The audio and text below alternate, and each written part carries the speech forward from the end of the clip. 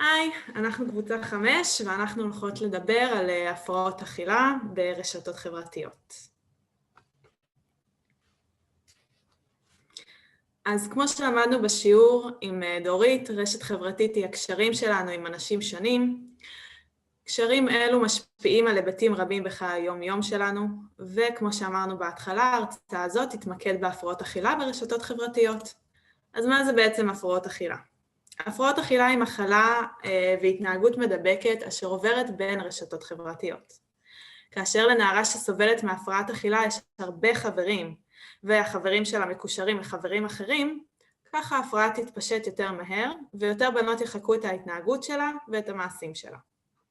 אותה נערה עם הפרעות אכילה עלולה להיות דמות בעלת השפעה, כי היא בורג מרכזי ברשת החברתית.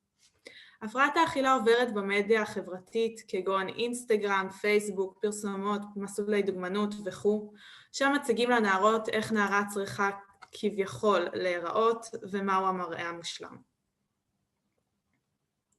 עכשיו הגדרה של הפרעות אכילה. אז הפרעות אכילה מאופיינות בהפרעה מתמשכת של התנהגות הקשורה באכילה, שהתוצאה שלה היא שינויים בצריכה ובספיגה של מזון, דבר הפוגע באופן משמעותי בבריאות הגופנית ובתפקוד הפסיכולוגי של החולה. האיטיולוגיה של הפרעות אכילה עדיין אינה ברורה דייה, וכיום אין בידי החוקרים להצביע על גורם מובהק להתפתחותן. הנטייה הרווחת היא לראות בהן תוצאה של שילוב בין מספר רב של גורמים ביולוגיים, אישיותיים, פסיכולוגיים, משפחתיים וחברתיים תרבותיים. אחד הממצאים העקביים ביותר בחקר הפרעות אכילה ופתולוגיה הקשורות באכילה, הן פגיעותן הרבה של נערות ונשים צעירות במחלה זו, בהשוואה לגברים. ההסברים נעים מהדגש החברתי למראה רזה, המופנה בעיקר לנשים, דרך שינוי זהות, מגדר, תפקיד ומין, שעברה האישה ב100 השנים האחרונות ועד לתפיסה פמיניסטית. הסיכון להתפתחות הפרעות אכילה עולה אצל נערות ונשים צעירות החיות בסביבה חברתית ותרבותית שהיא מערבית ומודרנית, ואשר הסביבות האלה הן בעלות נטייה מוקדמת אישיותית וגנטית, שבעצם לבנות האלה יש גם איזושהי נטייה אישיותית וגנטית לפתח את ההפרעה. מבין גורמי הסיכון הסביבתיים, ניתנה התייחסות משמעותית להשפעה של ערכים תרבותיים מערביים מודרניים, אלו מהווים גורמי לחץ חברתיים. ערכים אלו מהדרים את הרזון כאידיאל להצלחה, יופי, נחשקות ואושר כמדד לערך עצמי, בעיקר בקרב נשים. כישלון בהשגת אידיאל זה יכול להוביל לערך עצמי נמוך ולדימוי גוף שלילי ומעוות.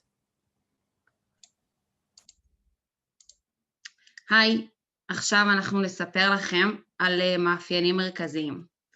הפרעות אכילה ופתולוגיה הקשורות באכילה מתארות מכלול של מחשבות והתנהגויות המשקפות בעיות קשות בדימוי הגוף ובתפיסתו.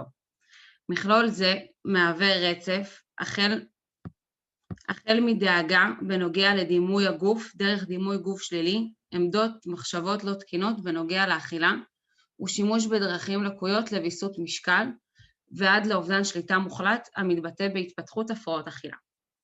חוסר שביעות רצון ממבנה הגוף, צורתו או דימוי גוף שלילי מוגדרים כתחושה סובייקטיבית של מחשבה והרגשה שליליות. בנוגע למראה החיצוני, המתחילות כבר מגיל הילדות המאוחרות והבגרות המוקדמת. עיוות בתפיסת הגוף מתייחס לתפיסה עצמית לא מותאמת למציאות האובייקטיבית באשר לצורת הגוף ומידותיו, בעיקר בקרב מתבגרות צעירות. השכיחות שכיחותן של הפרעות האכילה בעולם המערבי בארבעת העשורים האחרונים נמצא בעלייה, בעיקר בקרב מתבגרות. הפרעות האכילה העיקריות הן אנורקסיה נרבוזה ובולימיה נרבוזה, ושיעורן בקרב הנערות והנערים הצעירים באוכלוסייה הכללית הוא כ10%. על כל 2 בנים עם הפרעות אכילה ישנן 10 בנות עם הפרעה זהה. שקופית זו מדברת על תקשורת והפרעות אכילה, ואיך היא גם אחד מגורמי הסיכון החברתיים המשמעותיים להפרעות אכילה. בעבר מידע הועבר באמצעות אדם מרכזי ברשת החברתית, המחזיק בידע הנחשק וביכולתו להעביר זאת מפה לאוזן או באמצעות שמועות. המידע כיום נגיש יותר מאי פעם, בעקבות העידן הטכנולוגי ואמצעי התקשורת הרבים. טלוויזיה, אינטרנט, אפליקציות למיניהם, מגזינים, מוזיקה ועוד. למעשה כל אדם נגיש למידע בלחיצת כפתור ואינו תלוי במקומו בשרשרת החברתית בכדי להיחשף לאותו מידע. השימוש ברשתות החברתיות כאמצעי תקשורת עיקרי בין מתבגרים הפך נפוץ במיוחד בשנים האחרונות, והתקשורת הפכה להיות הגורם העיקרי שמעביר למתבגרים את המסרים כלפי התכונות הגופניות, הרצויות והבלתי הרצויות. מסרים תקשורתיים המעודדים רזון נמצאו בעלי השפעה משמעותית ביותר על דימוי גוף שלילי של מתבגרות, יותר מאשר השפעתם של משפחה וחברים. טוב, אז נדבר על כמה מהגורמים להפרעה. דבר ראשון, מודלינג אמאי. מודלינג אמאי זה בעצם הדוגמה שנותנת האם לביתה בעניין העמדות וההתנהגויות שלה לגבי משקל גופה והרגלי האכילה שלה ושל ביתה. הדבר הזה הוא משמעותי ביותר לגבי התנהגויות והעמדות של הבת. קבוצת השווים. לקבוצת השווים השפעה ניכרת על עמדות והתנהגויות של מתבגרים ובפרט על מתבגרות. קבוצת השווים משפיעה על דימוי גוף על ידי שני גורמים. קודם כל, הגורם הראשון זה חיקוי ולמידה. הנערים בעצם מחכים ולומדים התנהגויות של אחרים בקבוצה, ובעצם בקבוצת השווים, בנושא דיאטה ודיבור על משקל ודימוי גוף, בעצם איזושהי הדרה של רזון. יש גם השפעה של הקנטות והערות של אחרים מקבוצת השווים בנושא משקל ומראה. הגורם השלישי הוא מודל היופי, בעצם הוא מוצג בתקשורת באמצעים שונים, כמו טלוויזיה, אינטרנט, רשתות חברתיות, כשהוא מבוסס, לפחות בשנים האחרונות, לרוב על נשים רזות, בלונדיניות, עם מיניות מוחצנת בשילוב עם פוטושופ ומסרים פוגעניים. המסרים התקשורתיים עוברים באופן שגוי, ובכך נוצרת לנערות סכמה קבועה של רזון שהן חשופות לו באופן תמידי, ולא עושות את ההפרדה בין מה שאמיתי לבין מה שלא אמיתי. ניסינו לדמות לכן צורה אחת לאיך הפרעת אכילה מועברת בוואטסאפ על ידי קבוצת השווים.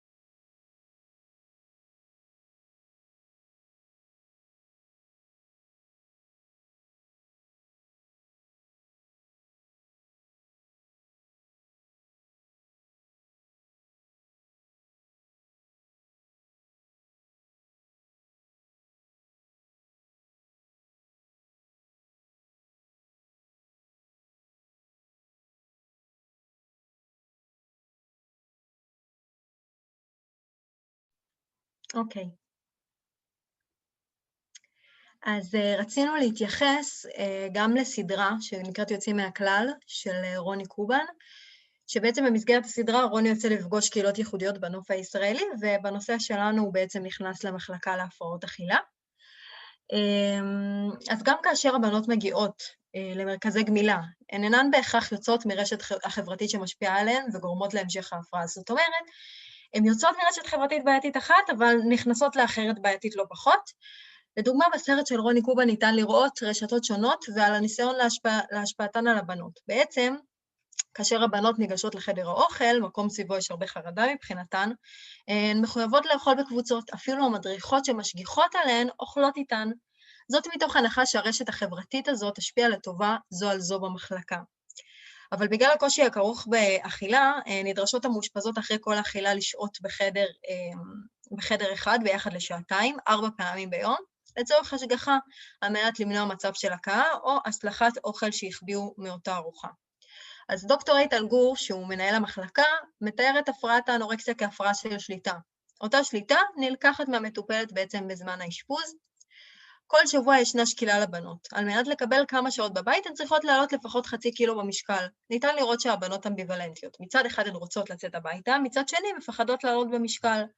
הן מלמדות אחת לשנייה שיטות איך להיות כבדות יותר בשקילה, כמו למשל לשתות הרבה מאוד מים, מה שגם לא, שיגרום להם לא לעלות במשקל. שיטות נוספות הן ללכת במעגלים, במהירות, מפאת הקושי להתמודד עם האוכל בפנים וניסיון להוריד את אותן קלוריות. אז יש גם המלצות של דוקטור גור. כל המשפחה צריכה לאכול יחד לפחות ארוחה אחת ביום. כך הורים עושים בעצם לילדים מודלינג לאיך לאכול נכון. הוא טוען גם שזה חשוב גם על מנת לפרוק וליצור קשר רגשי. הוא גם אומר שלחיים המודרניים שסביב הטלפון והרשתות החברתיות יש מחיר, וזה לצערנו אחד מהם. עד כאן, בדיון אנחנו נתייחס לסיפור אישי של חברת קבוצה שלנו, נוי. תודה על ההקשבה.